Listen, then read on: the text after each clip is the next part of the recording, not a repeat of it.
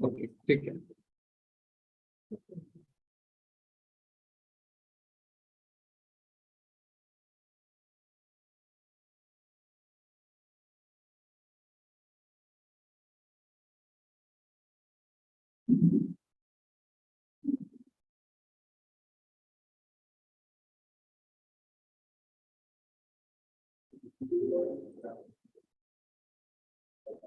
हरे कृष्णा।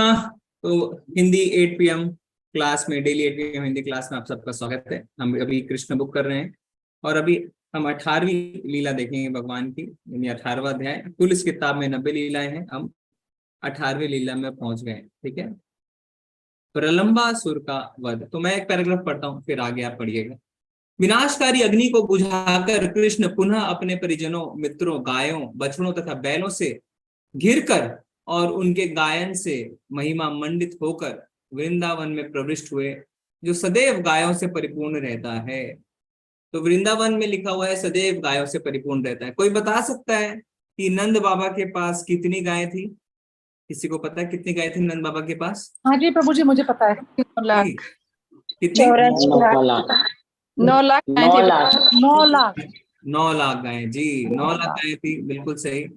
और इसीलिए है ना, हमने बताया भी है पहले कि जब माता बोलती हैं, यशोदा माता की, कृष्ण तुम चप्पल पहन लो, तो कहते हैं पहले आप गायों को चप्पल पहना, यानी 36 लाख चप्पल, फिर उसके बाद मैं चप्पल पहनूंगा। जो सदैव गायों से परिपूर्ण रहता है। जब कृष्ण तथा बलराम वृंदावन में ग्वालों तथा गोपियों के मध्य जीवन का आनंद लूट रहे, तो क्रमशः ग्रीष्म ऋतु आ गई। जैसे अभी है, अभी गर्मी आने वाली है। भारत में ग्रीष्म ऋतु का कोई स्वागत नहीं करता, क्योंकि वहां इसमें अत्यधिक गर्मी पड़ती है। किंतु वृंदावन के सारे लोग प्रसन्न थे, क्योंकि वहां ग्रीष्म ऋतु वसंत की भांति प्रकट हुई थी। ऐसा कृष्ण तथा बलराम के वहां रहने के कारण हो सका, क्योंकि वे दोनों ब्रह्म तथा शिव के भी नियामक थे। वृंदावन में अनेक झरने हैं जिनसे निरंतर पानी गिरता रहता है। उनकी ध्वनि इतनी मीठी होती है कि इससे झिंगूरों की झनकार दब जाती है। सर्वत्र जल बहने के कारण वन सदैव अत्यंत हरा भरा तथा सुंदर रहता है। ठीक है, आगे कौन पढ़ना चाहते हैं? अंकिता माता जी आप पढ़िए। हरे कृष्ण जी। माता जी अनम्यूट करें जी। वृंदावन वासी सूर्य की झुलसाने वाली गर्मी से या अधिक ताप से कभी भी विचलित नहीं होते थे। वृंदावन की झीलें हरी घास से घिरी रहती हैं और उनमें कहलार, कंच और उत्पल जैसे नाना प्रकार के कमल पुष्प खिलते रहते हैं। और वृंदावन में बहने वाली वायु कमल के सुवासित मकरंद कणों को अपने साथ ले जाती रहती है। जब यमुना की तरंगों, झीलों तथा झरनों के जल कण वृंदावन वासियों के शरीर का स्पर्श करते थे, तो वे स्वतः शीतलता का अनुभव करते थे। अतः वे ग्रीष्म ऋतु के द्वारा तनिक भी विचलित नहीं होते थे। वृंदावन सुरम्य स्थल है। यहाँ सदैव फूल खिलते रहते हैं। यहाँ अनेक प्रकार के अलंकृत हिरन भी रहते हैं। पक्षी कलरव करते हैं, मयूर कूजते और नाचते हैं तथा मधुमक्खियां भन भनाती हैं, कोयले पंचम स्वर में गाती हैं। अतः अनंत कृष्ण बंसी बजाते अपने अग्रज बलराम तथा अन्य ग्वाल वालों एवं गायों को साथ लिए वृंदावन के सुंदर वन में वातावरण का आनंद लेने के लिए आए। वे वृक्षों के नव किसलयों के लिए के बीच में गए, जिनके पुष्प मोर पंखों जैसे थे। उन्होंने इन पुष्पों की माला पहनी और केसर रच से विभूषित हुए। कभी वे नाचते और गाते, तो कभी वे एक दूसरे से कुश्ती लड़ते। जब कृष्ण नाचते तो कुछ ग्वाल बाले गाते और कुछ बंसुरी बजाते, कुछ शंख बजाते, कुछ ताली देते और कृष्ण की प्रशंसा करते, हे बंधु तुम बहुत सुंदर नाचते हो। वस्तुतः ये सारे बालक देवता थे, जो स्वर्ग लोक से कृष्ण को उनकी लालाओं में सहायता करने आए थे। ये देवता ग्वाल बालों के वेश में कृष्ण को नाचने में प्रोत्साहन दे रहे थे, जिस प्रकार एक कलाकार दूसरे की प्रशंसा करके प्रोत्साहित करता है। तब तक कृष्ण तथा बलराम का मुंडन संस्कार भी नहीं हुआ था। अतः उनके बाल कौओं के पंखों की भांति इकट्ठे हो गए थे। वे अपने मित्रों के साथ सदा आंख मिचोली खेलते या परस्पर लड़ते भिड़ते रहते। कभी कभी जब उनके मित्र कीर्तन करते तथा नाचते होते तो कृष्ण उनकी प्रशंसा करते, मित्रों तुम लोग अत्युत्तम नाच तथा गायन कर रहे हो। लड़के बैल और गोल गोल आमलकी फलों को गेंद बनाकर खेलते। कभी कभी वे जंगली हिरणों तथा विविध पक्षियों का अनुकरण करते। वे एक दूसरे के साथ मेंढक की बोली का अनुकरण करके हंसी उड़ाते और वृक्षों के नीचे झूलने में आनंद लेते। कभी कभी वे परस्पर राजा तथा प्रजा का खेल खेलते। इस प्रकार कृष्ण तथा बलराम अपने मित्रों के साथ सभी प्रकार के खेल खेलते और नदियों, सरोवरों, नालों, सुंदर वृक्षों तथा उत्तमोत्तम फूलों फलों से पूर्ण वृंदावन के सुखदायक वातावरण का आनंद लूटते। जी माता जी धन्यवाद। हरे कृष्ण प्रभु जी। हरे कृष्ण माता जी। तो हम देख सकते हैं, 1 मिनट होल्ड करिए।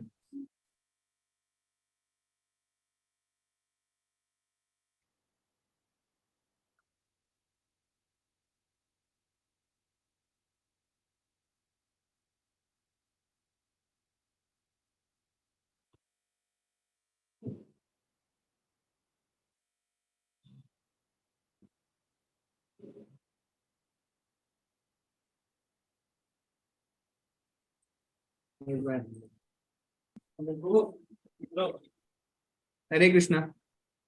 अच्छा हरे अभी आप, कृष्ण प्रभु जी। हाँ 1 मिनट, आप देख सकते हैं आप पंकज प्रभु को। हरे कृष्णा, दंडवत प्रणाम सभी को। 1 मिनट। हरे कृष्ण प्रभु जी। हाँ 1 मिनट माता जी, हरे कृष्णा। आप सभी अभी देख सकते हैं पंकज प्रभु को। नहीं प्रभु जी, नहीं प्रभु जी, दिखाई नहीं दे रहा प्रभु नहीं जी। प्रभु जी नहीं। नहीं प्रभु जी, देखा नहीं रह रहे। नहीं प्रभु जी, प्रभु जी। अभी नहीं दिख रहा है। आपके साथ में है क्या प्रभु जी? 1 मिनट आप पूरा साइड। अच्छा आ गया। 14 नहीं क्यों आप इधर रहे। हरी हरी बोल प्रभु जी। हरे कृष्णा। तो हम पंकज शिक्षा प्रभु, गुरु के साथ बैठे, अहो भाग्य आपके प्रभु। बढ़िया। Pankaj So Prabhu blessed, you ने, are so blessed प्रभु जी। पंकज प्रभु ने मंदिर ज्वाइन कर लिया है, तो अभी ये यहीं पे रहेंगे। हरी बोल, हरी हरी बोल। हरी बोल। प्रभु जी मेरे लिए प्रार्थना कीजिए, मैं भी जल्दी आऊँ सेवा तो मंगलो ग्रुप में। चलिए अभी प्रभु वो थोड़ा सा जा रहे हैं, उनको जाना है, उनकी बस छूट रही है, तो अभी वो यहीं पे रहेंगे और रेगुलर आप देख सकते पाएंगे उनको मंदिर में। तो पंकज प्रभु ने डिसीजन लिया है कि वो अभी यहीं पे सेवा देना चाहते हैं बैंगलोर में। आप सबका आशीर्वाद था पंकज प्रभु के साथ, इसीलिए ऐसा संभव हो गया। जी जी ठीक है। अभी हम, हाँ जो हम डिस्कशन कर रहे थे अभी कि भगवान, अभी हम पढ़ रहे हैं भगवान की लीलाओं के बारे में, तो हमें क्या लग रहा है, हमें लग रहा है तो बड़ी नॉर्मल सी लीला है ना, ऐसे तो बच्चे खेलते रहते हैं, हम भी ऐसा करते हैं। तो हमने क्या डिस्कशन किया था कि भगवान की लीलाएं 2 तरीके की होती हैं, लौकिक और अलौकिक। तो भगवान अपनी लीलाओं को जो है लौकिक और अलौकिक दोनों लीलाएं एक साथ करते रहते हैं। तो जो असुर लोग होते हैं वो सोचते हैं अरे भगवान ने तो मक्खन चुराया, अपने फ्रेंड्स के साथ खेले, माँ बाप से मार खाई, ग्वाल बालों के साथ खेला, गाय चराने गए, तो इसमें कौन सी बड़ी बात है, तो हम भी करते हैं। पर भगवान साथ ही साथ अलौकिक लीला भी करते रहते थे, तो बड़े बड़े असुरों को मारा। और ये लीला भी जो हम पढ़ रहे हैं उसमें हम देखेंगे किस तरीके से उन्होंने असुर को मारेंगे। तो जो असुर है वो क्या करते हैं, वो इन चीज को नजरअंदाज कर देते हैं, इग्नोर कर देते हैं और सिर्फ लौकिक लीलाओं को ही देखते हैं। तो जब हम भगवान की लीलाओं को पढ़ते हैं तो भगवान अपने भक्तों के साथ अपने रस का आदान प्रदान करना चाहते हैं, इसीलिए चीजों को बड़े नॉर्मल रखते हैं। क्योंकि अगर आप देखिए, जब अर्जुन को 11वें अध्याय में भगवान ने अपना विराट रूप दिखाया, तो अर्जुन क्या कहता है कि हे भगवान मुझसे मुझे क्षमा कर देना, मुझसे गलतियां हो गई, मैंने आपको हे कृष्ण हे सखा क्या क्या कह के बुला दिया, पर मुझे नहीं पता था कि आप साक्षात भगवान हैं। तो अगर हम इस हमेशा इसमें रहें कि ये तो भगवान है, ये तुम्हारे मित्र नहीं है, ये तुम्हारे पुत्र नहीं है, तुम्हारे सखा नहीं है, तो वो रसों का आदान प्रदान नहीं हो पाता है। इसलिए भगवान क्या करते हैं, जो उनके शुद्ध भक्त होते हैं उनको भुला देते हैं कि वो वास्तव में भगवान है, जिससे रसों का आदान प्रदान अच्छे से हो पाए। जी माता जी धन्यवाद। अभी नेक्स्ट कोई पढ़ सकता है? अनामिका माता जी, हरे कृष्ण। हरे कृष्णा प्रभु जी। जी जी। एक बार जब वे सब अपनी दिव्य लीलाओं में लीन थे, तो प्रलंबासुर नामक एक असुर उनकी टोली में बलराम तथा कृष्ण दोनों को छुड़ाने के उद्देश्य से घुस आया।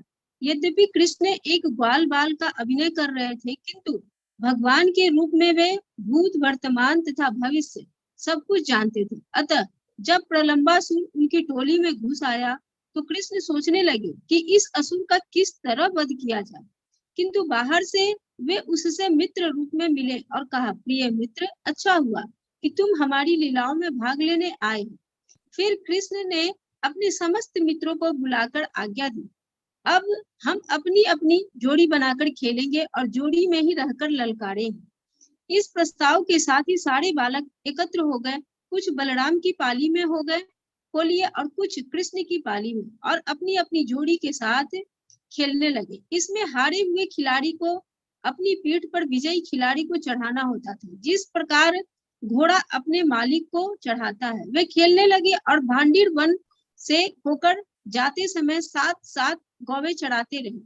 श्री दामा तथा वृषभ सहित बलराम की टोली विजयी हुई, अतः कृष्ण की टोली को इन सब को अपनी पीठ पर बैठाकर भांडीर वन से होकर जाना पड़ा। भगवान कृष्ण ने हारने के कारण श्री दामा को अपने पीठ पर चढ़ाया और भद्रसेन ने वृषभ को।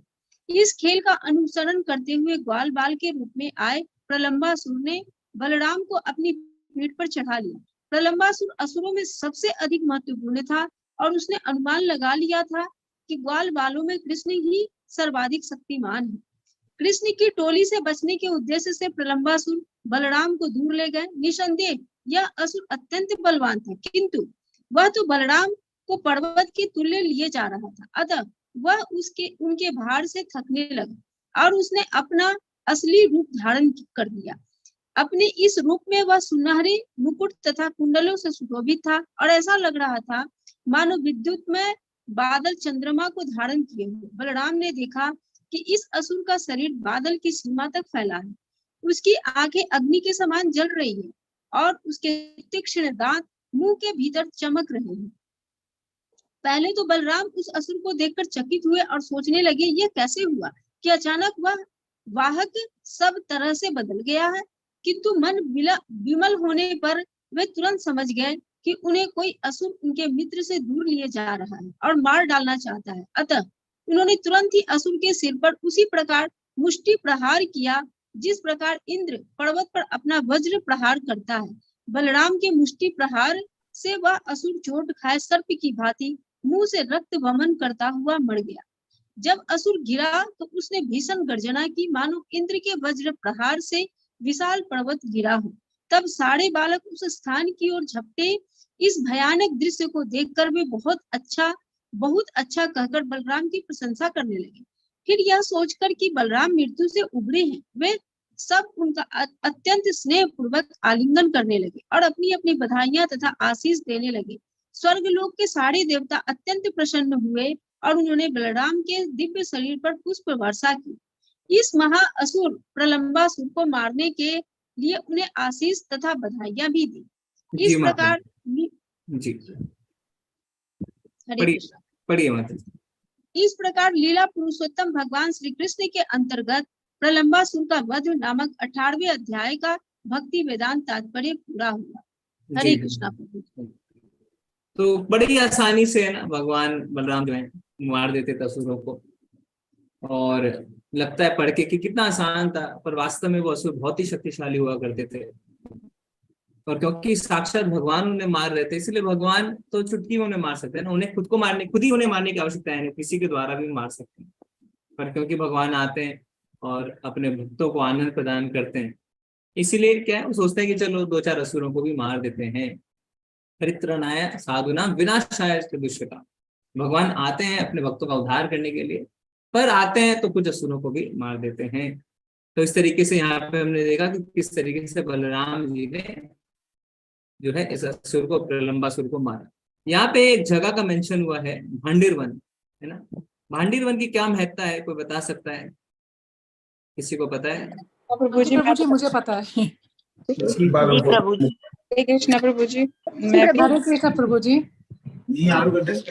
जी जी प्रभु जी बोलिए। वहाँ पे राधा रानी प्रभु की जी और का श्री राधा कृष्ण का कृष्ण विवाह की हुआ शादी था विवाह हुआ था। और कृष्ण ब्रह्मा जी हाँ ने विवाह करवाया था राधा और कृष्ण का।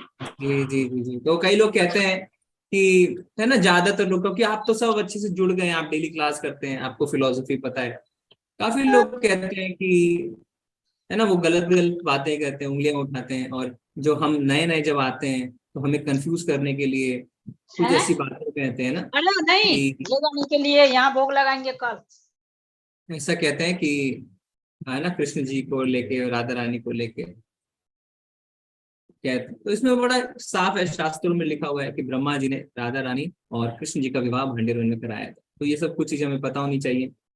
हमें ये नहीं है कि हमें किसी से तर्क करना है, वितर्क करना है, क्योंकि जो नहीं समझना चाहते वो नहीं समझना चाहते, पर कुछ चीज अगर हमें पता है तो हम खुद भी फुल्ली कन्विंस रहते हैं, भले फिर सामने वाला कुछ भी बोलता रहे। ठीक है, तो हम क्या करेंगे, आज हम यहाँ पे स्टॉप करते हैं। ये हमारा 18वां छोटा सा अध्याय था। कल हम शुरू करेंगे 19 चैप्टर, दावानल पान, ये लीला हम देखेंगे। और फिर उसके बाद हम ये भी कोशिश करेंगे कि जैसा पिछली बार आई थिंक सुरेश प्रभु ने कहा था ना, कि हम श्लोका ले सकते हैं भगवद गीता का, तो वो प्रेजेंटेशन भी हमें मिल गई है, वो हम उसको कल से शुरू कर सकते हैं।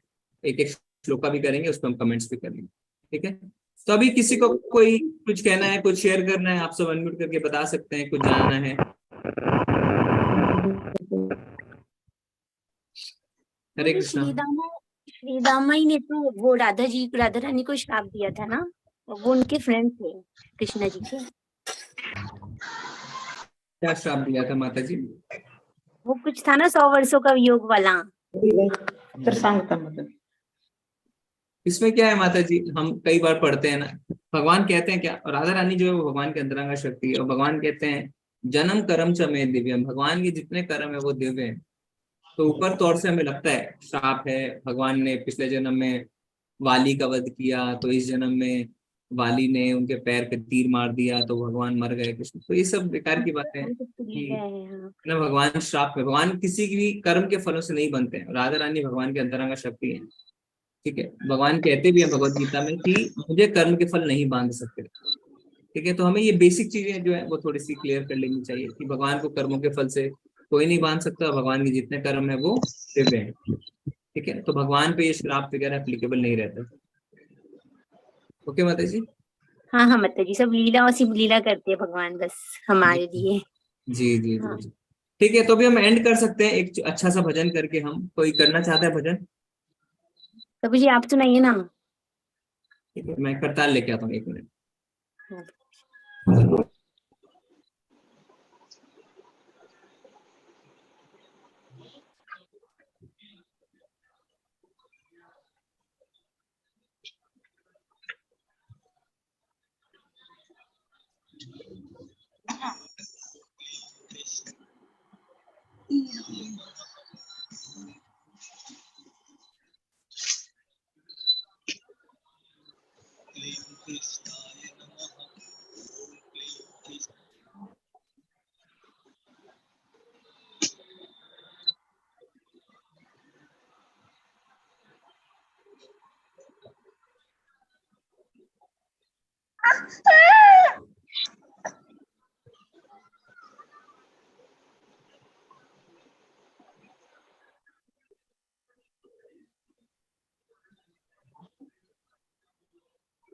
वो कर सकते हैं, मैं स्क्रीन पे लगा देता हूँ। मीटिंग पे